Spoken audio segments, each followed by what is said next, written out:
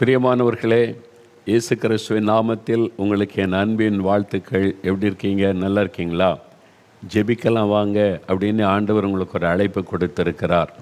நாம் இயேசுவோடு இணைந்து ஜெபிக்க அழைக்கப்பட்டிருக்கிறோம். இந்த அழைப்பை ஏற்று உலகமெங்கிலும் லட்சக்கணக்கான தெய்வ பிள்ளைகள் ஜெபத்தில் இணைந்திருக்கிறாங்க. பல ஆயிரம் ஊழியக்காரர்கள், அது மாதிரி மெய்ப்பர்கள், சுவிசேஷகர்கள் என்று பல தரப்பட்ட ஊழியத்தை செய்கிற தீர்க்கதரிசிகள், அப்போஸ்தலர்கள் கூட இந்த ஜெபத்தில் இணைந்து ஜெபிக்கிறாங்க.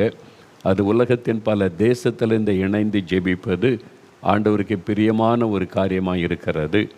இந்த ஜெபத்தில் பங்கு பெற இன்றைக்கு ஆண்டவர் உங்களுக்கு ஒரு வாய்ப்பை தந்திருக்கிறார். நம்ம எல்லாம் இணைந்து ஜெபிக்க போகிறோம் பல காரியங்களுக்கு. சரி, அதெல்லாம்கிட்ட இவ்வளோ நாள் ஜெபிக்கிறவங்க அந்த ஜெபத்துக்கு என்ன பலன் கிடைத்திருக்குன்னு நினைக்கிறீங்களா? நம்ம என்னென்ன ஜெபித்து கொண்டு வருகிறோமோ பரலோகம் அந்த காரியத்தை குறிப்பாக கவனித்து ஒவ்வொன்றுக்கும் பதில் தந்து கொண்டே வருகிறதை தெளிவாய் பார்க்க முடிகிறது. அதனால் சோர்ந்தெல்லாம் போகாதங்க. ஏன் சொல்லுகிறேன் என்றால், நம்முடைய ஜெபத்திற்கு தேவன் அப்படியே அற்புதமாய் பதில் கொடுத்து கொண்டு வருகிறார். அதை நினைத்து நம்ம தேவனை துதிக்கணும். நாம் விருதமாக இங்கே சத்தம் போட்டு கொண்டு இருக்கவில்லை. நாம் சில சமயம் கண்ணீர் விட்டு ஜெபிக்கிறோம்ல, அந்த ஒவ்வொரு கண்ணீர் துளிக்கும் ஆண்டவர் பதில் கொடுத்து கொண்டு வருகிறதை பார்க்க முடிகிறது. அதனால் தான் உங்களுக்கு பல செய்திகளை உங்களுக்கு அப்போ தெரியப்படுத்தி கொண்டே நான் இருக்கிறேன். சரி, இந்த நாளிலே கூட இந்த நிகழ்ச்சியில் பங்கு பெறுகிறவங்களை நான் வாழ்த்தி ஜெபத்திற்காக வரவேற்கிறேன். இந்தியா முழுவதும் பல மாநிலத்திலிருந்து கர்த்தருடைய பிள்ளைகள், ஊழியர்கள் இந்த ஜெபத்தில் இணைந்திருக்கிறீங்க. உங்களை எல்லாரையும் நான் வாழ்த்தி வரவேற்கிறேன். அது இல்லாதபடி உலகத்தின் பல தேசங்கள், முக்கியமாக ஸ்ரீலங்கா தேசத்திலிருந்து ஆயிரக்கணக்கான குடும்பங்கள். எப்படி சொல்கிறீங்கன்னா, நான் இலங்கை தேசத்துக்கு ஒழித்து போயிருந்தபோது நிறைய பேர் சொன்ன ஒரு காரியம், ஜெபிக்கலாம் நிகழ்ச்சியை பார்க்குறோம், நாங்கள் ஜெபிக்கிறோம். அது கணக்கிட முடியாத அளவுக்கு தேவன் கிரியை செய்து கொண்டு இருக்கிறார். ஸ்ரீலங்கா தேசம் முழுவதிலும் இருக்கிற பல மாவட்டத்தில் இருக்கிற மக்களை இணைந்து ஜெபிக்கிறாங்க. அதே மாதிரி மலேசியா தேசத்தில் ஜோகர் பாரு அங்கே போனாலும் சொல்கிறாங்க, பின்னாங்க போனாலும் சொல்கிறாங்க, இப்போ போனாலும் சொல்கிறாங்க. அது மாதிரி பின்னாங்க போனாலும் எங்கே போனாலும் இந்த ஜெபத்தில் பங்கு பெற்று ஜெபிக்கிறோன்னு சொல்லுகிறாங்க. உங்களுக்காக ஆண்டவருக்கு ஸ்தோத்திரம். சிங்கப்பூர் தேசத்தில் இருந்தும் ஒரு பெருங்கூட்டம் இணைந்து ஜெபிக்கிறாங்க. இப்போ பார்த்து கொண்டு இருக்கிறாங்க. ரொம்ப சந்தோஷம். மியான்மர் தேசம் இப்போ நான் போயிருந்தோம்ல, எவ்வளவு மக்கள் எனக்கு தெரியும், அவ்வளோ சந்தோஷமாக நின்று பேசுகிறாங்க. அவங்கள்ட்ட ஒரு ஃபோட்டோ எடுத்துக்கொள்ளணும், நாங்கள் எல்லாம் டிவியில் தான் பார்த்துருக்கோம், நேரில் பார்க்குறோன்னு சொல்லி அவ்வளோ சந்தோஷம். எப்படி பார்க்குறீங்க கேட்டால், ஜெபிக்கலாமாங்க நிகழ்ச்சி, வாக் வித் ஜீசஸ் தவறாமல் பார்க்குறோம். பலர் சொன்னது எங்களுக்கு, இந்த ஜெபிக்கலாம் நிகழ்ச்சியை பார்த்த பிறகு தான் இப்படி தான் ஜெபிக்கணும், ஜெபம் எவ்வளோ அவசியம், இதெல்லாம் அறிந்து கொண்டு எங்கள் வாழ்க்கையை ஆண்டவர் மாற்றிவிட்டார். எங்கள் குடும்பமே இப்போ ஜெபிக்கிற குடும்பமாய் மாறிவிட்டது. பலர் சொன்னாங்க. முக்கியமாக கத்தோலிக்க திருச்சபை சார்ந்த மக்கள் சொன்னாங்க, பாருங்கள், நாங்கள் இப்போ ஆவிக்குரிய நிலைமையில் அபிஷேகம் பெற்று அந்நிய பாஷையில் ஜெபிக்கிறோம் என்பதெல்லாம். நாங்கள் போயிருந்தபோது ஒரு கூட்டம் வாலிப பையங்க பிள்ளைகளும் சூழ்ந்து கொண்டாங்க. நல்ல ஒரு அனாயிண்டிங் வாலிபர் மேலே ஊற்றப்பட்டது. அவ்வளோ சந்தோஷமாக நின்னாங்க. நான் பார்த்தேன், நீங்களாம் எந்த சர்ச்சுக்கு போகிறீங்க? நாங்கள்லாம் கத்தோலிக்க சர்ச்சுக்கு போகிறவங்க தான், ஆனால் ரட்சிக்கப்பட்டிருக்கிறோம், அபிஷேகம் பெற்றிருக்கிறோம், கூடி நாங்கள் ஜெபிக்கிறோம், எழுப்புதலுக்காக ஜெபிக்கிறோம், பிரயாசப்படுகிறோன்னு சொன்னாங்க. கிரகிக்க முடியாத காரியத்தை கர்த்தர் செய்து கொண்டிருக்கிறார். இந்த மாதிரி பல காரியங்கள் பல இடத்துல பார்க்குறோம். இன்றைக்கு கூட பல தேசத்திலேருந்து இணைந்திருக்கிறீங்கள, ஆசியா நாடுகள், ஐரோப்பா நாடுகள், வளைகுடா நாடுகள், அமெரிக்கா, கனடா தேசங்களில் இருந்து இணைந்திருக்கிற எல்லா கர்த்தருடைய பிள்ளைகள், ஊழியர்களை நான் கைகூப்பி வணங்கி இந்த ஜெபத்தில் உங்களை நான் வரவேற்கிறேன். பல தேசத்திலிருந்து பல சபை பிரிவை சார்ந்தவங்க, பல மொழி பேசக்கூடியவங்க இணைந்து ஜெபிக்கிற ஜெபம் பரலோகத்தில் மிகுந்த ஒரு கனம் பெற்று இருக்கிறது. அதுதான் ஆண்டவர் பெரிய காரியம் செய்ய காரணம். அதனால் நீங்கள் விசுவாசத்தோடு ஜெபம் பண்ணுங்க, சோர்ந்து போகாமல் ஜெபிங்க. அவர் ஜெபத்திற்கு பதில் கொடுக்கிறார் என்பதற்கு சாட்சி சொல்கிறாங்களே, அதுவே நமக்கு ஆதாரம் இல்லை. எவ்வளோ பெரிய அற்புதங்களை ஆண்டவர் செய்கிறார், கிரகிக்க முடியாத காரியங்கள்லாம் ஆண்டவர் செய்கிறார்ல. அப்போ இதெல்லாம் எப்படி நடக்கிறது? மோகலாசரஸ் என்கிற மனிதனால் அல்ல. நான் உங்களைப் போல பாடுள்ள ஒரு மனிதன், எனக்கும் பலவீனம் வரும், வியாதி வரும், சோர்வு வரும். உங்களைப் போல பலவீனமுள்ள சாதாரண மனிதன். ஆனால் இயேசு கிறிஸ்து என்கிற அற்புதமான ஆண்டவர், அவர் தான் இதை செய்ய வைக்கிறார். அவர் தான் இந்த காரியத்தை நடத்தி கொண்டிருக்கிறார். அவர் தான் நம்மை ஜெபிக்க வைக்கிறவரும் அவர்தான். நம்முடைய ஜெபத்தை கேட்கிறவரும் அவர்தான். நம்முடைய ஜெபத்துக்கு பதில் தருகிறவரும் அவர்தான். எவ்வளோ ஆச்சரியம் இல்லை? இன்னும் பரிசுத்த ஆவியானவர் வந்து நம் மூலமாய் ஜெபிக்கிறார். நீங்கள் யோசித்து பார்த்தா ரொம்ப ஆச்சரியமாக இருக்கும். அற்புதமான ஒரு ஆண்டவர் இயேசு கிறிஸ்து, அவர் உங்களை நேசிக்கிறார். சிலர் வந்து இன்றைக்கி தான் புதுசாக இந்த நிகழ்ச்சியை பார்க்க வந்திருக்கிறீங்க. உங்கள் நண்பர்கள், உறவினர்கள் யாரோ சொன்னதுனால ஒரு பிரச்சனையோடு இருக்கீங்கள்ல, வியாதி, கடன் பிரச்சனை, குழந்தை இல்லைன்ற பிரச்சனை, ஏதோ ஒரு போராட்டம், நெருக்கம், நிம்மதி இல்லை, விடுதலை இல்லைன்னு சொல்லி ஒன்றும் பயப்படாதங்க. இயேசு தான் இந்த நிகழ்ச்சியை பார்க்க வைத்திருக்கிறார். அந்த இயேசு கிறிஸ்து இன்றைக்கு உங்களுடைய வாழ்க்கையில் ஒரு அற்புதம் செய்ய போகிறார். உங்களுக்கு என்ன அற்புதம் வேணும் கேளுங்க. சுகம் வேணுமா? விடுதலை வேணுமா? ஒரு ஆசீர்வாதம் வேணுமா? குழந்தை செல்வம் வேணுமா? நீங்கள் என்ன கேட்பீங்களோ செய்வதற்கு அவர் ஆயத்தமாக இருக்கிறார். ஆனால் எப்படி ஜெபிக்கணும், எவ்விதமாக நம்ம கேட்கணும், இதை அறிந்து நீங்கள் கரெக்டாக ஜெபித்தால் போதும், ஆண்டவர் உங்களுக்கு அற்புதம் செய்து விடுவார். அதுக்கு தான் ஒவ்வொரு வாரமும் நாங்கள் வாசிக்கிற, காண்பிக்கிற சாட்சிகள் ஆதாரமாக இருக்கிறது. போகிற இடெல்லாம் சாட்சிகளை பார்க்க முடிகிறது. வந்து சந்தோஷமாக சொல்கிறாங்க. இயற்கைக்கு மேற்பட்ட விதத்தில் ஆண்டவர் செய்த காரியங்கள் ஆச்சரியப்படுத்துகிறது. சரி, இந்த நாளிலும் உங்களுக்கு ஆண்டவர் அற்புதம் செய்ய போகிறார். நீங்கள் அற்புதத்தை பார்க்க போகிறீங்க. விசுவாசிக்கிறீங்களா? இயேசு உங்கள் கூட தான் இருக்கிறார். உங்கள் வீட்டில் எங்கே உட்காந்து பார்த்துக்கிட்டு இருக்கீங்க? வீட்டில் டிவிக்கு முன்னால் செல்ஃபோனை வைத்து, ஒரு டேபை வைத்து பார்க்குறீங்களா? ட்ராவலில் இருக்கீங்களா? ஆஸ்பத்திரியில் இருக்கீங்களா? ஏதோ ஒரு ஆஃபீஸில் இருக்கீங்களா? எங்கே நீங்கள் உட்காந்து இந்த நிகழ்ச்சியில் பங்கு பெற்றாலும் அங்கே உங்கள் பக்கத்தில் இயேசு நின்று கொண்டிருக்கிறார். இயேசுவின் நாமத்தை நீங்கள் வந்து விசுவாசத்தோடு கவனிக்கிறதுனால அங்கே இயேசு பிரசன்னமாக இருக்கிறார். இப்போ நீங்கள் அவர்கிட்ட ஜெபிக்கும்போது எங்கோ இருக்கிறாருன்னு உங்கள் பக்கத்தில் நிற்கிறார். பார்த்து பேசலாம். இயேசுவே, எனக்கும் ஒரு அற்புதம் செஞ்சுருங்களேன். விசுவாசத்தோடு சொன்ன போதும், அற்புதம் நடந்து விடும். அந்த விசுவாசத்தோடு நீங்கள் இந்த நிகழ்ச்சியில் பங்கு பெற்று ஜெப நேரத்தில் கருத்தாக ஜெபிக்கணும். சரியா? அது ரொம்ப முக்கியம். ஏன்னா நீங்கள் உங்களுடைய ஜெபத்தை வைத்து தான் கர்த்தர் உலகத்தில் ஆசீர்வாதத்தை, மாற்றத்தை உண்டாக்குகிறார். நீங்கள் ஜெபிக்கிற மக்கள் தான் தேவனுக்கு பிரியம். அப்படி அவருக்கு பிரியமானதை செய்யும்போது ஆண்டவர் உங்களுடைய வாழ்க்கையில் அற்புதம் செய்வார். சரி, முதலாவது ஆண்டவரை துதிப்பது ஒரு பெரிய சந்தோஷம். வேதத்தில் ஒரு வார்த்தை, வசனம் ஆண்டவர் சொல்லி வைத்திருக்கிறார். அவர் துதிகளின் மத்தியிலே வாசம் பண்ணுகிற தேவன். ஆண்டவரை புகழுவது அதான் துதிப்பது. அவருடைய பெயரை சொல்லி, அவருடைய அற்புதங்களை சொல்லி அவரை புகழும்போது அதுக்கு மத்தியில் அவருடைய பிரசன்னம் இறங்கி வரும். அதனால தான் ஆண்டவரை துதிப்பது ரொம்ப முக்கியமான ஒரு காரியம். இப்போ ஆண்டவரை எப்பொழுதும் நம்ம துதித்து கொண்டே இருக்கணும். ஒவ்வொரு காரியத்திற்கும் ஆண்டவருக்கு நன்றி சொல்லி துதித்து கொண்டே இருக்கணும். சரி, இப்போது சாட்சிகளை கேட்டு நாம் ஜெபிக்க போகிறோம். ஒரு 5 சாட்சிகளை நான் வாசிக்கிறேன். அவங்க நமக்கு சொன்ன அந்த சாட்சிகளை நாம் உங்களுக்கு வாசிக்கிறோம். அவனுடைய பெயர், ஊர் நான் வாசிக்கிறேன். அவனுடைய மூல முகவரி, ஃபோன் நம்பர் எல்லாமே நம்மக்கிட்ட உண்டு. அவங்க வந்து ஃபோன் மூலமாக அல்லது நேரடியாக வந்து எனக்கு இப்படி ஒரு அற்புதம் நடந்தது அப்படின்னு சொல்லுவாங்க. இதை எழுதி அனுப்புங்கன்னு சொன்ன பிறகு அவங்க எழுதி அனுப்புவாங்க. அப்படி அனுப்புனதை கூட ஃபோன் பண்ணி வெரிஃபை பண்ணுவோம். அவங்களோட பேசி இப்படி நடந்ததா, உண்மைதானா, அதெல்லாம் கேட்டு கன்ஃபார்ம் பண்ண பிறகு அந்த சாட்சிகளை தான் உங்களுக்கு வாசிக்கிறோம். நிறைய சாட்சிகள் வருகிறது. எல்லாத்தையும் நம்ம வாசிக்க சொல்ல நமக்கு நேரம் போதாது. ஆனால் குறிப்பிட்ட சில சாட்சிகளை மாத்திரம் உங்களுடைய விசுவாசம் பலன் அடையவும், நீங்களும் ஜெபித்து இயேசுவோட அற்புதம் பெற்றுக்கொள்ளும்படிக்கு உங்களுடைய விசுவாசத்தை தூண்டுகிற சாட்சிகளை உங்களுக்கு நாங்கள் வாசிக்கிறோம். 2 சாட்சிகளை வீடியோவிலே நாங்கள் உங்களுக்கு காண்பிக்கிறோம். அதை நீங்கள் நேரடியாக பாருங்கள்.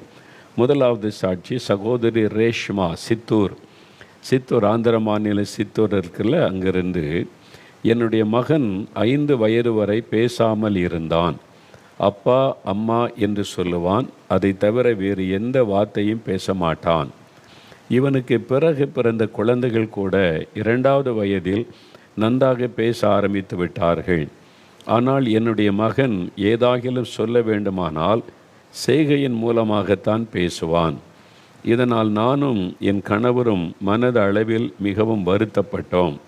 இப்படிப்பட்ட சூழ்நிலையில் கடந்த 2020 வருடம் மே மாதத்தில் இருந்து ஜெபிக்கலாமாங்க நேரலை நிகழ்ச்சியை நானும் என் மாமியாரும் பார்த்து என் மகனுக்காக ஒவ்வொரு நாளும் மிகுந்த பாரத்தோடு ஜெபித்து கொண்டு வந்தோம். ஜெபிக்க ஆரம்பித்த 2வது மாதத்தில் இருந்து நாங்கள் ஜெபிக்க ஆரம்பித்த 2வது மாதத்தில் இருந்து என்னுடைய மகன் சரளமாக பேச ஆரம்பித்து விட்டான். 5 வயசு ஆயிற்று. அம்மா அப்பா தவிர ஒரு வார்த்தை பேசுகிறதுல செய்கலை தான். இப்போது அந்த தாயாரும் அவருடைய மாமியாரும் சேர்ந்து அந்த மகனுக்காக ஜெபிக்கிறாங்க. ஜெபிக்க ஆரம்பித்தாங்க. தொடர்ந்து ஜெபித்தாங்க. ஒவ்வொரு நிகழ்ச்சியும் பார்த்து அந்த காரியத்துக்காக ஜெபித்து அதில் தான் சொல்லப்படுகிறது 2வது மாதத்திலிருந்து சரளமாய் பேச ஆரம்பித்து விட்டான். அத்தனை நாட்களாக பேசாமல் இருந்தவன் நாங்கள் ஜெபிக்க ஆரம்பித்ததும் நன்றாக பேசியது எங்களுக்கு மிகுந்த ஆச்சரியத்தை ஏற்படுத்தியது. இப்பொழுது என்னுடைய மகன் 6வது வகுப்பு படிக்கிறான். ஜெபத்தை கேட்டு பேசாமல் இருந்த என் மகனை நன்றாக பேச செய்த இயேசுவுக்கு கோடான கோடி ஸ்தோத்திரம். ஜெபம் எவ்வளோ வல்லமுள்ளது பார்த்தீங்களா? அவங்க ஜெபிக்க ஆரம்பித்தாங்க. ஜெபிக்க ஆரம்பித்த 2வது மாதத்திலே மாற்றம். அப்போ என்ன அர்த்தம்? நீங்கள் ஜெபித்தால் இயேசு உங்களுக்கு அற்புதம் செய்வார். உங்களுடைய ஜெபத்தை எதிர்பார்த்து காத்திருக்கிறார். நம்முடைய ஜெபம் அவ்வளோ வல்லமை உள்ளது என்பதை மறந்து விடாதிருங்கள். அதனால் நீங்கள் ஜெபிக்கணும் உங்களுடைய காரியமாக. அடுத்து சகோதரி ஜெயா கேரளாவிலிருந்து எழுதியிருக்கிறாங்க. எனக்கு 60 வயதாகிறது. 30 வருடத்திற்கு முன்பு என்னுடைய காலில் ஒரு வலி வந்தது. அந்த வலி நிமித்தம் என்னால் நடக்க முடியாது, உட்கார முடியாது, காலை ஊன்ற முடியாது. காலில் ஏற்பட்ட வலி என் சரீரம் முழுவதிலும் பரவிவிட்டது. பின்பு எந்த வேலையை செய்ய முடியாமல் படுத்த படுக்கையாகிவிட்டேன். 30 வருடத்துக்கு முன்பு 30 வயசில் அவங்களுக்கு ஒரு பாதிப்பு காலில் ஆரம்பித்து கொஞ்சம் கொஞ்சமாக பாதிப்பு அதிகமாகி நடக்க முடியாமல் படுக்கையில் ஆயிட்டாங்க. பாதிப்பு 30 வருஷம். இதற்காக மருத்துவமனைக்கு சென்று சிகிச்சை பெற்று சில மாதங்கள் கழித்து நார்மல் நிலைக்கு வந்தேன். ஆனால் அதே போல் 2 வருடத்திற்கு ஒரு முறை இந்த வலி வர ஆரம்பித்தது. கரெக்டாக 2 வருஷத்துக்கு ஒரு முறை அந்த தாக்குதல் உண்டாகும், எலும்பில் வலி உண்டாகும். அவங்க படுத்த படுக்கை ஆயிடுவாங்க. வலி வருகிற ஒவ்வொரு முறையும் நான் மரண அவஸ்தைப்படுவேன். இதற்காக அநேக சிகிச்சைகளை மேற்கொண்டும் எந்த பலனும் இல்லாதிருந்தது. கரெக்டாக 2 வருஷத்துக்கு ஒரு முறை அந்த வியாதி வந்துடும், அட்டாக் பண்ணும். அவங்க கஷ்டப்படுவாங்க, வலி வேதனை, நடக்க முடியாமல் ஆயிடுவாங்க. கொஞ்ச நாட்கள் அப்புறம் அப்படியே நார்மல் ஆகும். கடந்த 30 வருடத்தில் பல முறை இந்த வலி நிமித்தம் நான் மிகவும் சிரமப்பட்டிருக்கிறேன். இப்படிப்பட்ட சூழ்நிலையில் கடந்த 2022ஆம் வருடம் ஜனவரி மாதத்தில் நடைபெற்ற அற்புத பெருவிழா நேரலை நிகழ்ச்சியை பார்த்தேன். ஒவ்வொரு மாதமும் கடைசி ஞாயிற்றுக்கிழமை, அதாவது திறப்பின் வாசலுக்கு அடுத்த நாள் அற்புத பெருவிழாவை நடத்துகிறோம்ல, அந்த நிகழ்ச்சியை வீட்டிலேருந்து பார்த்தேன். ஜெப நேரத்தில் மிகுந்த பாரத்தோடு ஜெபித்து கொண்டிருந்தேன். அதுக்கு தான் டைம் தரோம். 5 நிமிஷம் ஜெபிங்கன்னு நீங்களே ஜெபிக்கணும்னு உங்களை ஜெபிக்க உற்சாகப்படுத்துகிறோம். ஆண்டவர் அதான் எதிர்பார்க்கிறார், நீங்கள் ஜெபிக்கணும் என்பதை. அப்பொழுது நீங்கள் என்னுடைய பெயரை சொல்லி அழைத்து உங்கள் மேல் இருக்கிற சாப கட்டுகளை ஆண்டவர் இயேசு அறுத்து போடுகிறார், இப்பொழுதே விடுதலை பெற்றுக்கொள்ளுகிறீர்கள் என்று சொல்லி ஜெபம் செய்தீர்கள். நீங்கள் ஜெபித்த அந்த நாளில் இருந்து ஒரு மாற்றத்தை என் சரீரத்தில் பார்க்க முடிந்தது. அந்த நாளிலிருந்து மறுபடியும் 2 வருடத்திற்கு ஒரு முறை வருகிற கால் வலி மறுபடியும் எனக்கு வரவே இல்லை. இப்பொழுது நான் நல்ல சுகத்தோடு இருக்கிறேன்.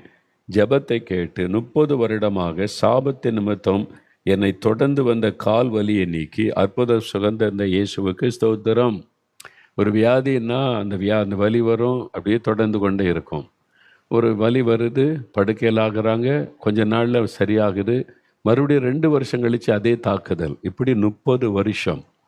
அப்போது இது என்னது வினோதமாக இருக்குது, மருத்துவர்களால் இது விளங்கி கொள்ள முடியும், இது என்ன வியாதி, இப்படிலாம் இருக்க முடியாதுன்னு சொல்லுவாங்க. ஆனால் அது சாபத்தினால் வந்த ஒரு காரியம், அந்த பாதிப்பு. ஆண்டவர் பாருங்க, ஜெபிக்கும்போது அந்த ஜெபத்துக்கு பதில் தருகிறார். அவங்க ஜெபிச்சாங்க முழங்கால் படியிட்டு, அந்த ஜெபம் கேட்கப்பட்டது, சாபக்கட்டு அறுக்கப்படுகிறது. அவ்வளோதான். இயேசுவால் தான் சாபத்திற்கு ஒரு முடிவை உண்டாக்க முடியும். சாபத்திற்கு பரிகாரி இயேசு கிறிஸ்து தான். சிலர் சாபத்தை எல்லாருமே நம்புவாங்க, கிறிஸ்துவர் அல்லாதவங்களே நிறைய நம்புவாங்க. சாபத்துக்கு பரிகாரம்னு சொல்லி நிறைய பணம் செலவு பண்ணுவாங்க. நான் சொல்ல, நீங்கள் பணம் செலவு பண்ணி பாவத்திலேருந்து சாபத்திலேருந்து விடுதலை பெறவே முடியாது. நல்லா புரிந்து கொள்ளுங்க. உங்கள் பணம் தான் வீணாகுமே தவிர, உங்கள் பணத்தை அதை சொல்லி சிலர் அபகரிக்கிறாங்களே தவிர, அதனால் விடுதலை பெறவே முடியாது. பாவம் சாபம் போறதுக்கு ஒரே ஒரு வழி தான் உண்டு. இயேசு கிறிஸ்து என்கிற பரிகாரி. அவர் தான் பரிகாரத்தை உண்டாக்கினார். சிலுவையில் ரத்தம் சிந்தி மரித்து, ரத்தம் சிந்துதல் இல்லாமல் பாவமன்னிப்பு உண்டாகாது என்பதை எல்லா வேதங்களுமே சொல்லுகிறது. எல்லா மதத்தின் வேதத்தை முக்கியமானதெல்லாம் சொல்லுகிறது. அப்போ இயேசுடைய பரிசுத்தமுள்ள ரத்தத்தின் மூலமாக பாவத்திலிருந்து விடுதலை, சாபத்திலிருந்து விடுதலை. இயேசு சிலுவையில் சாபமானார் என்று கலாத்தியர் 3:13 பைபிளில் எழுதப்பட்டு இருக்கிறது. அப்போ இயேசு கிறிஸ்து பாவத்தை சாபத்தை சுமந்து முடித்ததுனால அவர் மட்டும்தான் பாவத்தை மன்னிக்க முடியும். அவர் தான் சாபத்திலிருந்து விடுதலை தர முடியும். மற்ற எல்லாமே உங்கள்கிட்ட பணம் பறிக்கிற வேலை தானே தவிர உங்களுக்கு முற்றிலுமான ஒரு விடுதலை தராது என்பதை நீங்கள் நல்லா புரிந்து கொள்ளுங்க. நீங்கள் சரி, இந்த சாபத்துக்கு பரிகாரம் இதா அப்படின்னா, அதுக்காக அந்த நபர் என்ன செய்தார் சொல்லுங்கள்? உங்கள் பாவத்தை மன்னிக்க அவர் என்ன செய்தார்? நமக்கு பைபிளுக்கு இயேசு நம்முடைய பாவத்தை சுமந்து தீர்த்தார் சிலுவையில். நமக்காக நம்முடைய பாவத்தை தன்மீது ஏற்றுக்கொண்டு ரத்த சிந்தி மரித்து உயிர்த்தெழுந்தார். அதான் பரிகாரம். அதனால் நமக்காக சிலுவையில் சாபமானார். அப்போ அது மாதிரி அவர் தான் பாவத்துக்கு பரிகாரம். சாபத்திலேருந்து ஒரு விடுதலை. பார்த்தீங்களா?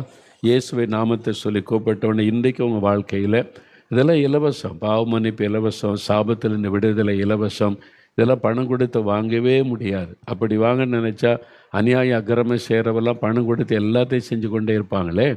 இல்லை, அப்படி நடக்குதில்ல இப்போ அப்படின்னு நீங்கள் பார்த்தீங்கன்னா அது தீரலை. அவங்கள தொடர்ந்து கொண்டே இருக்கிற முடிவை யோசித்து பாருங்கள். ஒரு காலத்தில் லஞ்சம் வாங்கி சுவிச்சிருந்த பெரிய அரசியல்வாதி இன்றைக்கி எப்படி இருக்கான்னு பார்த்துங்க. நீங்கள் கொஞ்சம் திருப்பி பாருங்கள். அதெல்லாம் வெளியே சொல்ல மாட்டாங்க, தெரியாது. அவங்க நிலைமை பரிதாபம். அந்த சாபத்தினுடைய பாதிப்பு அவங்களுடைய வாழ்க்கையை அழித்து கொண்டு இருக்கிறது, முடக்கி கொண்டு இருக்கிறது தான் உண்மை. அதனால் நீங்கள் தெளிவாக அறிந்து கொள்ளுங்க. அடுத்து சகோதரி பொன்னுத்தாய் தென்காசியிலிருந்து ஒரு சகோதரி பொன்னுத்தாய், எனக்கு 59 வயதாகிறது. நான் 27 வருடங்களாக ஒற்றை தலைவலி பிரச்சனையால் மிகவும் கஷ்டப்பட்டேன். மைக்ரைன் ஹெட்டேக்குன்னு சொல்லுவாங்களே, ஒரு பக்கம் தலையில் வலி. 27 வருஷம். என்ன பயங்கரம் பாருங்கள். வலி வந்துவிட்டால் என்னால் தாங்கவே முடியாது. என்னுடைய தலைக்குள் கம்பியை வைத்து குத்துவதை போல இருக்கும்.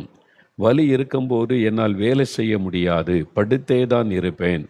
தலைவலி வரும்போது எரிச்சலும் கோபமும் மிக அதிகமாக இருக்கும். வீட்டில் யாரிடமும் சரியாக பேச மாட்டேன். தலைவலி வரும்போது என்னால் சரியாக தூங்கவும் முடியாது. அந்த தலைவலி வரும்போது எங்கும் பிரயாணப்பட மாட்டேன். இந்த பிரச்சனையால் மனதளவில் மிகவும் பாதிக்கப்பட்டேன். முதல்ல சரீர பாதிப்பு. அது எவ்வளோ பெரிய பாதிப்பு உண்டாகுது பார்த்தீங்களா? கோபம், எரிச்சல் மற்ற மேலே உண்டு அந்த பாதிப்பு. அப்போ மனதளவில் பாதிப்பு, மென்டல் டிப்ரெஷன். அப்போ மருத்துவமனை சென்று பரிசோதித்து தொடர்ந்து மாத்திரை சாப்பிட்டு வந்தேன். ஆனாலும் எந்த பயனும் இல்லை. மாத்திரை போடுகின்ற நேரம் மட்டும் தலைவலி இருக்காது, திரும்பவும் வலி வந்துவிடும். நிரந்தரமான தீர்வு இல்லை. அந்தந்த நேரம் ஒரு தற்காலிக, அவ்வளோதான். இந்த சூழ்நிலையில் 2025 வருடத்தில் செப்டம்பர் மாதத்தில் தேவனுடைய கூடாரத்தில் நடக்கும் அற்புத விடுதலை பிரார்த்தனை ஜெபத்தில் ஒரு நாளில் வந்து கலந்து கொண்டேன். இவனுக்கு 27 வருஷமாக ஒற்றை தலைவலி. இப்போ அற்புத விடுதலை பிரார்த்தனை ஜெபத்தில் கலந்து கொண்டேன். அன்றைய தினத்தில் தலைவலியோடு தான் இருந்தேன். அந்த வலியோடு கூட்டத்துக்கு வந்திருக்கிறாங்க. ஜெபத்தை நடத்திய தேவ ஊழியர் ஒருவர் கடைசி ஜெப வேளையில் வியாதி உள்ளவர்களுக்காக ஜெபித்தார்கள். சரிங்களா? அவங்க யாருன்னே தெரியாது. மோகன்லாஸ் ஜெபிச்சார்னா அற்புதம் அப்படி கிடையாது. விசுவாசத்தோடு யார் ஜெபிச்சாலும் இயேசு அற்புதம் செய்வார். அதான் முக்கியம். இங்கே அதுதான் நாங்கள் ஆண்டவர் செய்து காண்பிக்கிறார். அங்கே மோகன்லாஸ் முக்கியம் அல்ல, இயேசு தான் முக்கியம். யார் ஜெபித்தாலும் அவங்க ஜெபத்துக்கு பதில் தருவார். அதனால் எங்கள் ஊழியத்தில் நாங்கள் 100 பேருக்கு மேலே பிரசங்கிமார்கள் இருக்கிறாங்க. சகோதரர்கள் சகோதரிகள் எல்லோரும் வசனத்தை பிரசங்கிப்பாங்க, ஜெபிப்பாங்க. எல்லோரும் ஜெபிக்கும் போது அற்புதம் நடக்கும். நீங்கள் அதான் அறிந்து கொள்ளணும். மோகன்லால் ஜெபிக்கும் போது மட்டும் அல்ல, எல்லோரும் யார் அவங்க பேரே உங்களுக்கு தெரியாது, ஆனால் அவங்க ஜெபிக்கும் போது பிசாசு ஓடும், அற்புதம் நடக்கும். இதெல்லாம் என்னங்க காரணம்? இயேசு இயேசு இயேசு, அவர் தான் காரணம். அவர் மனிதர்களை பயன்படுத்துகிறார், அவ்வளவுதான். உங்களுடைய அற்புதத்திற்கு ஒரு ஊழியக்காரியை பயன்படுத்துகிறார். அந்த அற்புதம் இயேசுவால் நடக்கிறாரு. ஆனால் அவனுக்கு அந்த ஊழியக்காரன் பேரே தெரியாது. அவங்க சொல்கிறாங்க, ஒரு ஊழியக்காரர் ஜெபத்தை நடத்தினார், அவர் ஜெபித்தார். அப்பொழுது நானும் இயேசுவே என் தலைவலியை சுகமாக்குங்க என்று மிகுந்த பாரத்தோடு அழுது ஜெபித்தேன். ரகசியம் தெரியுது அவங்களுக்கு. இவங்க ஜெபிக்கிறாங்க, ஊழியக்காரரோடு இணைந்து இவங்க கண்ணீரோடு இயேசுவை பார்க்குறாங்க, ஊழியக்காரனை பார்க்கல, இயேசுவை பார்த்து ஜெபிக்கிறாங்க. பெரிய ஆச்சரியம் என்னவென்றால், அந்த ஜெபம் முடிவதற்குள் எனக்கு இருந்த தலைவலி மறைந்து விட்டது. தலைவலியோடு தான் ஜெபிக்கிறாங்க, அழுதுகிட்டே ஜெபிக்கிறாங்க. இயேசு அந்த ஜெபத்தை கேட்டார், தொட்டார், உடனே வலி மறைந்தது. அதன் பின்பதாக தலைவலி வரவே இல்லை. நான் மாத்திரையும் போடவே இல்லை. இப்பொழுது அனுதினமும் நிம்மதியாய் தூங்குகிறேன், நன்றாக என்னுடைய வேலைகளை செய்கிறேன். இப்பொழுது எல்லாரிடமும் அன்பாக பேசுகிறேன். இயேசு எனக்கு பரிபூர்ண சுகம் தந்தார். பொன்னு தாய் என்கிற சகோதரி, தென்காசியை சார்ந்தவங்க, இன்றைக்கி உங்களுக்கு அந்த அற்புதம் நடக்க போகிறது. இப்போ நீங்கள் ஜெபிக்கும் போதே வலி விலகிறோம். இப்போ ஜெபிக்கும் போதே தலையில், எலும்பில் அல்லது கழுத்தில் எங்கே வலி இருக்க அந்த வலி மறைய நீங்கள் அதை பார்ப்பீங்க. விசுவாசத்தோடு ஜெபிக்கணும். அதனால தான் சொன்ன, கண்களை மூடி இயேசுவை நினைத்து ஜெபிக்கணும் என்பதாய் சொல்லுவார். சரியா? இப்போ இன்னொரு சகோதரி, கிருபை அரசி சேலம், அவங்க என்ன சொல்லியிருக்கிறாங்க, என்னுடைய மகள் 3 வருடமாக வீசிங் பிரச்சனையினால் பாதிக்கப்பட்ட வீசிங், இழுப்பவர்கள் அப்படியே வீசிங், தினமும் அவளுக்கு வீசிங் இருந்து கொண்டே இருக்கும். மூச்சு விட மிகவும் சிரமப்படுவாள். சளி மற்றும் இருமல் அதிகமாக இருக்கும். இதனால் இரவு நேரத்தில் தூங்கவே முடியாது. இதற்காக மருத்துவமனைக்கு சென்று சிகிச்சை பெற்றால் 4 நாட்கள் நன்றாக இருக்கும். மறுபடியும் இந்த பாதிப்பு அவளுக்கு வந்துவிடும். இப்படி 3 வருடமாய் என்னுடைய மகள் இந்த வீசிங் பிரச்சனை நிமித்தம் மிகவும் வேதனைப்பட்டு வந்தாள். இந்த சூழ்நிலையில் தான் கடந்த 2021ஆம் ஆண்டு ஜூலை மாதத்தில் நடைபெற்ற அற்புத பெருவிழா நேரலை நிகழ்ச்சியை பார்த்தேன். நான் சொன்னால் அற்புத பெருவிழா கடைசி வாரத்தில் நடத்தும். அந்த திறப்பின் வாசல் அடுத்த நாள் இது டிவியில் இதே நேரத்தில் அற்புத பெருவிழாவை நடக்கும். அப்போ அதை பார்த்துருக்குறான். ஜெப நேரத்தில் என் மகள் தலையில் கை வைத்து மிகுந்த பாரத்தோடு ஜெபித்தேன். அந்த தாய் மகள் மேலே கை வைத்து ஜெபிக்கிறாங்க. அப்பொழுது தேவனுடைய வல்லமை என் மகள் மேல் இறங்கியதை அவள் உணர்ந்தாள். அவளே சொல்கிறா, ஒரு வல்லமை என்னை தொட்டுச்சுமா, ஒரு வல்லமை இறங்கிச்சு. வீட்டில் ஜெபிக்கிறாங்க சேலத்தில், பார்த்தீங்களா, ஜெப நேரத்தில். அதனால தான் சொல்ல, நீங்களும் வியாதிஸ்தர் மேலே கை வைத்து உடைய மகனோ மகளோ குழந்தையோ தாயோ தகப்பனோ யாராக இருந்தாலும் கை வைத்து இயேசுவை நாமத்தை சொல்லி ஜெபிங்க. அவங்க ஆண்டவருடைய தொடுதலை உணர்வாங்க, விடுதலை அடைவாங்க. அவள் சொன்னாள், நான் தேவனுடைய வல்லமை என் மீது இறங்கினதை உணர்ந்தேன் என்று சொன்னாள். அந்த நாளிலிருந்து 3 வருடமாக இருந்த இந்த வீசிங் பிரச்சனை முற்றிலுமாய் சரியாகிவிட்டது. கடந்த 4 வருடமாக என்னுடைய மகள் நல்ல சுகத்தோடு இருக்கிறாள். 4 வருஷம் ஆச்சு சுகம் பெற்ற, அப்புறம் வீசிங் திரும்பி வரவே இல்லை. ஜெபத்தை கேட்டு 3 வருடமாக என் மகளுக்கு இருந்த வீசிங் பிரச்சனையை மாற்றி பூரண சுகந்தந்த இயேசுவுக்கு ஸ்தோத்திரம். இன்றைக்கி உங்களுடைய குழந்தைக்கு என்ன பிரச்சனை, அது மாதிரி அந்த குழந்தைக்காக நீங்கள் ஜெபிக்கும் போது அற்புதம் நடக்கும். ஆமாம், சில குழந்தைகள் வச்சு சில தாய்மார் ரொம்ப கஷ்டப்படுறீங்க. இந்த வியாதி வந்துட்டு சின்ன வயசுலேயே குழந்தை கஷ்டப்படுதே என்பதாக. சில குழந்தைகள் இப்போ என்னது கொஞ்சம் மூளை வளர்ச்சி இல்லாமல் பாதிப்புகள், ஹைப்பர் ஆக்டிவ், இது மாதிரி சில குழந்தைகள் இந்த மாதிரி உங்களுக்கு இந்த சிம்டம் தெரியுதுலாம் சொல்லும்போது, நார்மல் சைல்டு இல்லை, இதை நார்மல் ஸ்கூலுக்கு கூட அனுப்ப முடியாது. இதெல்லாம் பெற்றோடைய மனதை பாதிக்கிற விஷயம். அப்படி பலர் ஜெபிக்க வருவாங்க. நான் அதை நினைக்கும் ரொம்ப பாரப்படுவேன். இந்த குழந்தையை வைத்துக்கொண்டு இந்த தாய் தகப்பனுடைய எவ்வளோ வேதனைப்படும், இந்த குழந்தை எப்படி சமாளித்து வளர்க்குறது என்பதாய். இதெல்லாம் மாறுமா அப்படின்னு தான் பல உள்ளத்தில் கேள்வியோட கூட. நான் சமீபத்தில் ஒரு சகோதரி இந்த மாதிரி பாதிக்கப்பட்ட ஒரு குழந்தை, அது வித்தியாசமாக பிறக்கும்போதே குறைபாடு, அதனால் நார்மல் சைல்டாக இல்லை அந்த குழந்தை, ஹைப்பர் ஆக்டிவ், வித்தியாசமாக அது செயல்படுகிறது. நார்மல் ஸ்கூலில் அனுப்ப முடியாது. நம்ம ஜெபத்து கேட்டு தினமும் நீங்கள் கை வைத்து ஜெபிங்கன்னு சொல்லி தினம் அந்த குழந்தை மேலே தாயார் கை வைத்து ஜெபிக்க ஜெபிக்க ஜெபிக்க மாற்றம், அந்த மூளை பகுதியிலே ஒரு மாற்றம், நார்மல் சைல்டாய் மாறிவிட்டார். இப்போ ஒரு சின்ன ஒரு மாற்றம் கூட இல்லை, கம்ப்ளீட்டாக சேஞ்ச் ஆகி இப்போ நல்ல ஸ்கூலுக்கு நார்மலாக வகுப்பில் படித்து கொண்டு வருகிறது என்று அவங்க சாட்சி சொன்னாங்க. என் உள்ளத்தில் பெரிய சந்தோஷம். அதனால் நீங்கள் விசுவாசத்தை விட்டு விடாதுங்க. எந்த நிலைமையில் இந்த குழந்தையும் கர்த்தராலே மாற்ற முடியும். அதனால் நீங்கள் தலையில் கை வைத்து ரெகுலராக விசுவாசத்தோடு நீங்கள் ஜெபித்து கொண்டு வரணும். ஆண்டவர் அந்த விசுவாசத்தை கனப்படுத்தி அற்புதம் செய்வார். கடைசியாக ஒரு சாட்சி வாசிக்கிறேன். சகோதரர் தங்கம், சென்னை சார்ந்தவங்க. என்னுடைய மகளுக்கு திருமணமாகி 10 வருடங்களாக குழந்தை இல்லாமல் இருந்தது. என் மகளின் சரீரத்தில் இருந்து சில பலவீனங்களின் நிமித்தம் குழந்தை உண்டாவது தடைப்பட்டு கொண்டிருந்தது. நானும் என் மனைவியும் உங்களுடைய ஜெபிக்கலாமாங்க மற்றும் அற்புத பெருவிழா நேரலை நிகழ்ச்சிகளை பார்த்து என் மகளுக்காக ஜெபித்து கொண்டு வந்தோம். என் மகளுக்காக மட்டுமல்ல, குழந்தைக்காக காத்திருக்கும் எனக்கு தெரிந்த 30 நபர்களின் பெயரை குறித்து வைத்து அவர்களுக்காகவும் ஜெபித்து வந்தோம். இவங்க பாருங்கள், என் மகளுக்கு மட்டும் இல்லை, அவங்களுக்கு தெரிஞ்சவங்க, பக்கத்தில் இருக்கவங்க, சொந்தக்காரங்க, வேலை இப்படி தெரிஞ்சவங்கள 30 பேர் குழந்தை இல்லாமல் இருக்கிறவங்களுக்கு அவங்க பேரை எழுதி வைத்து அவங்களுக்காக ஜெபிச்சிருக்காங்க, மற்றவங்களுக்காக. இதான் ரொம்ப முக்கியம் பாருங்கள். நமக்கு என்ன, அவங்களுக்கு இருந்தால் இருக்குது, இல்லைன்னா போட்டு நினைக்காம, ஆண்டவரே அவங்களும் கஷ்டப்படுறாங்க, அவங்களுக்கு ஒரு குழந்தை கொடுத்து ஆசீர்வதிங்க அப்படின்னு ஜெபிப்பார். மேலும் கடந்த 2024 வருடம் மே மாதத்தில் ஒரு நாள் 4 மாவடி தேவனுடைய கூடாரத்திற்கு ஜெபிப்பதற்காக வந்தோம். ஜெபிக்கிறதற்கே அவங்க வந்திருக்கிறாங்க என் தேவனுடைய கூடாரத்திற்கு. அப்பொழுது ஒரு ஊழியக்காரர் என் மகளுக்காக ஜெபித்து விட்டு, ஆண்டவர் நிச்சயம் அற்புதம் செய்வார், அடுத்த வருடமே நீங்கள் 4 மாவடிக்கு வந்து சாட்சி சொல்லுவீர்கள் என்று சொன்னார்கள். ஒரு ஊழியக்காரர், பேரே தெரியாது. அது மாதிரி இங்கே நிறைய ஊழியக்காரங்க இருக்காங்க. குறிப்பிட்ட ஊழியர் அல்ல, எல்லாரையும் ஆண்டவர் பயன்படுத்துகிறார். இதுதான் இந்த ஊழியத்துக்கு ஆண்டவர் கொடுத்த தரிசனம். எல்லாரையும் நான் பயன்படுத்துவேன், எல்லாரையும் நீ பயன்படுத்துன்னு சொல்லி.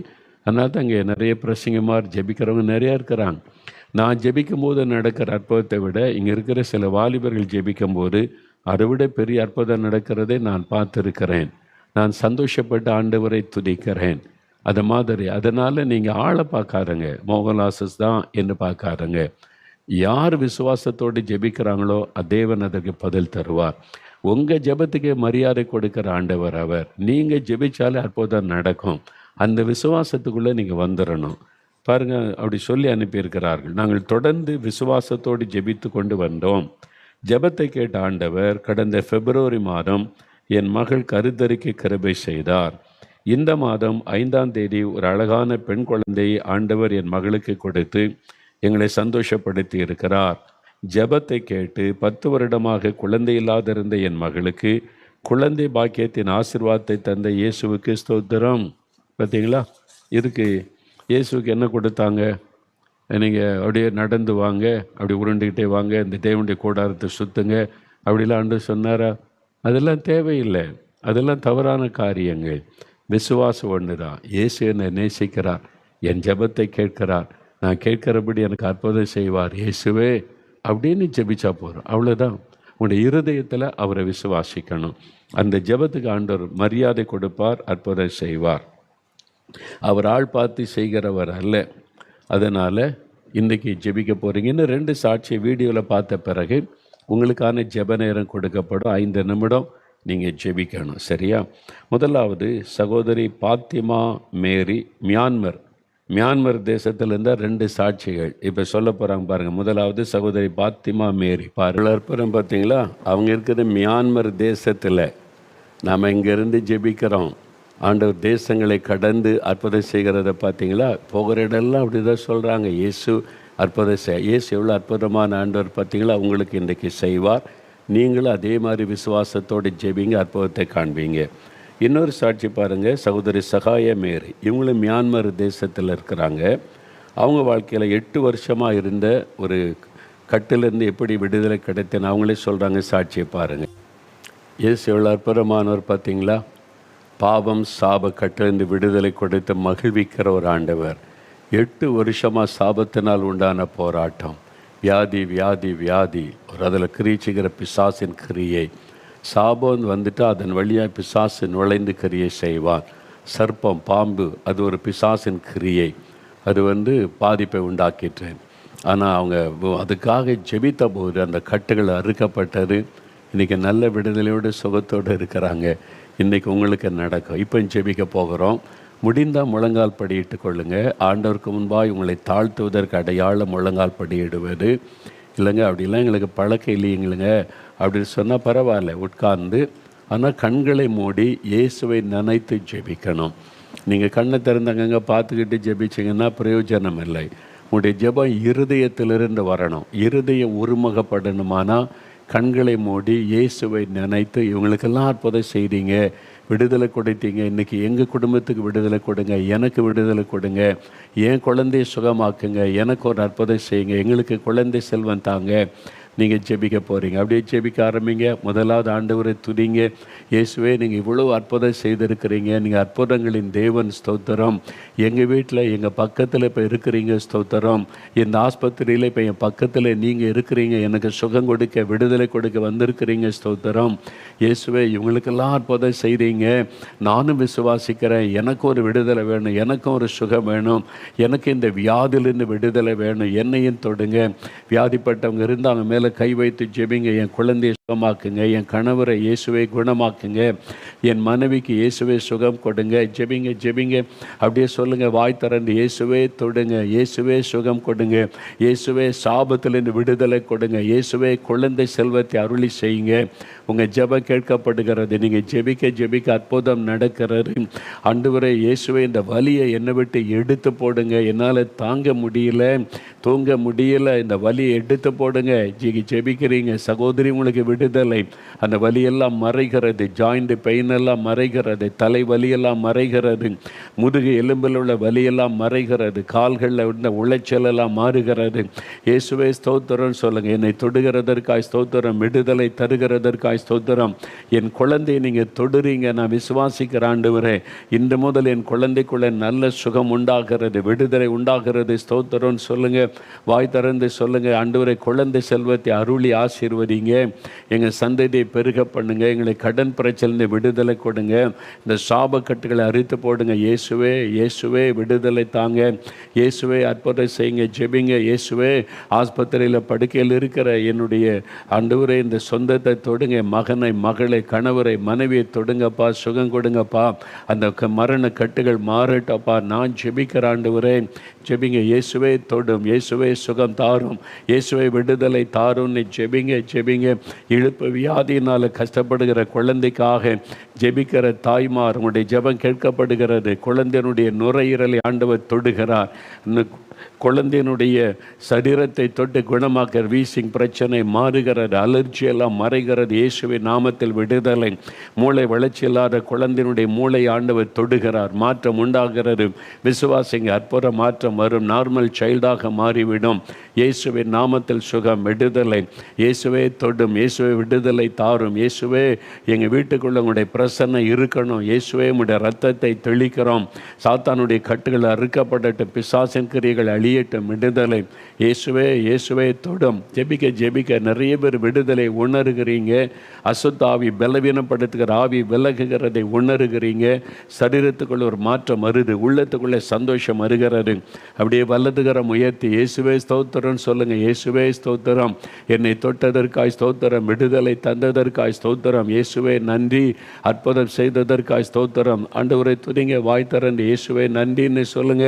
இப்போ விடுதலை நடந்து கொண்டு இருக்கிறது. நிறைய பேருக்கு அற்புதம். இயேசுவே உமக்கு ஸ்தோத்திரம் ஸ்தோத்திரம் ஸ்தோத்திரம்.